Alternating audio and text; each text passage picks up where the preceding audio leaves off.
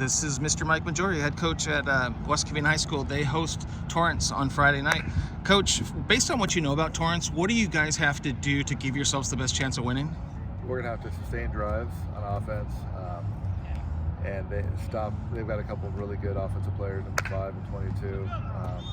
Very athletic, fast, a little more speed than we see week to week. So we have to tackle well and block. It's regular football.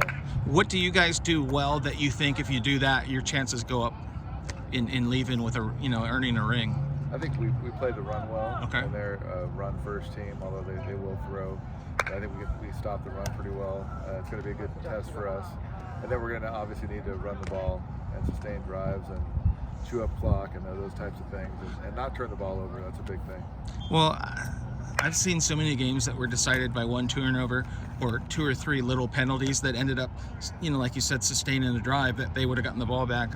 Is discipline and all this, execution, is that something that you've hit on even more in the playoffs, or is it just each week it's the same thing? You want to think that each week you get a little better at that Okay. stuff. So hopefully throughout the year we've learned, and we're making fewer mistakes than we did in the early part of the year, no question. But any time, any game, you turn the ball over once or twice, it really costs you at this time of the year. So I don't know if it's just that the offenses have struggled in Division 10, or it seems like the defenses are really strong in Division 10. Is that, how would you assess the bracket? It seems to me like the defenses that we played against are really good. Yeah. They've been physical. They've been well coached. They're in the right spots. I think there's not a lot of big time scorers in our division, but it's been a lot of 14-10, 21-14, 10-7.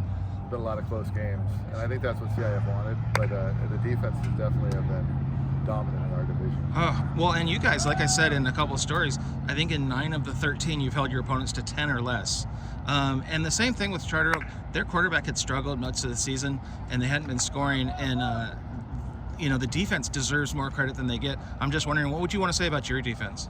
They play really hard. They're in the right spots. Coach Jason Heilman, has done a great job of getting them ready, putting them in the right spots. And then when you're in those spots, you got to execute, fly around, play fast. I think we're playing with a lot of confidence.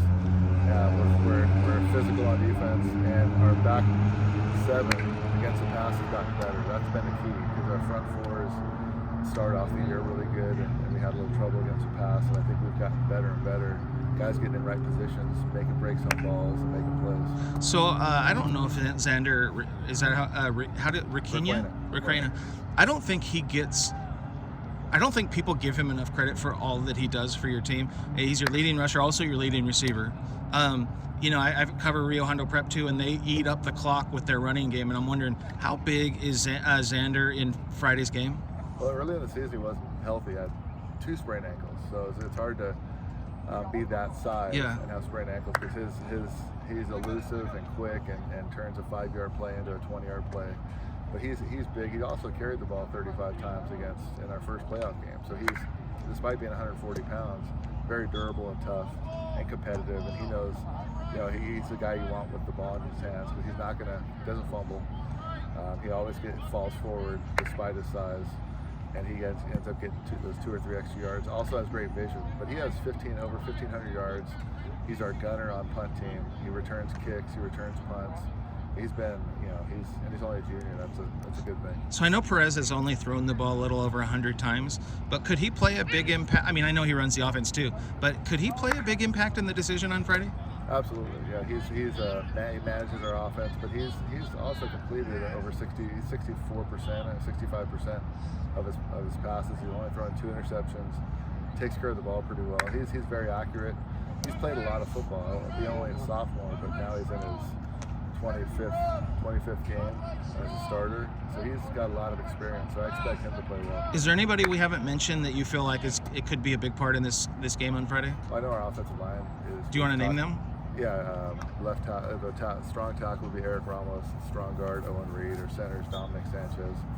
Our quick guard is Tyler Tunlin, and our quick tackle is Anthony Contreras. Okay. I say quick tackle is at 290 pounds, so he's quick to certain things. And our tight end Daniel Carrillo, Angel Murillo as a wing they've done a good job of blocking, and against teams that know we're going to run, they put 9 guys up in the box, and we're still able to get first downs. So last thing, we're talking. I'm going to post this a few days ahead of the game. What do you want to tell West Covina students, past and present, players, past and present? What do you want to tell them about coming out here on Saturday night? How much that would mean to the program? Well, the guys that have played here know how when we get we have a pretty good fan base and everyone gets excited. We have a great student section. I know they're off school this week, but getting to the game early, being loud, it really helps our guys. It gets everyone adrenaline going a little bit. It's going to be nice to play our first CIF final at home. We haven't done that, and I think it's going to be a crazy scene. It's going to be awesome. I've had over 100 former players have contacted me. They're going to be here. They're excited. So we're just happy that we can do this for the community. They drove to Laguna Hills. We packed the stands. They sat in the pouring rain out in Palm Desert. Palm Desert. I mean, we walk out there and our stands are full. So it's when you drive an hour and a half, 2 hours, you don't expect to have that type of crowd. And they've not only been there, but they've been loud. Our band, our cheerleaders. I mean, we've had a great following, and we just hope that we can treat them to one more positive game.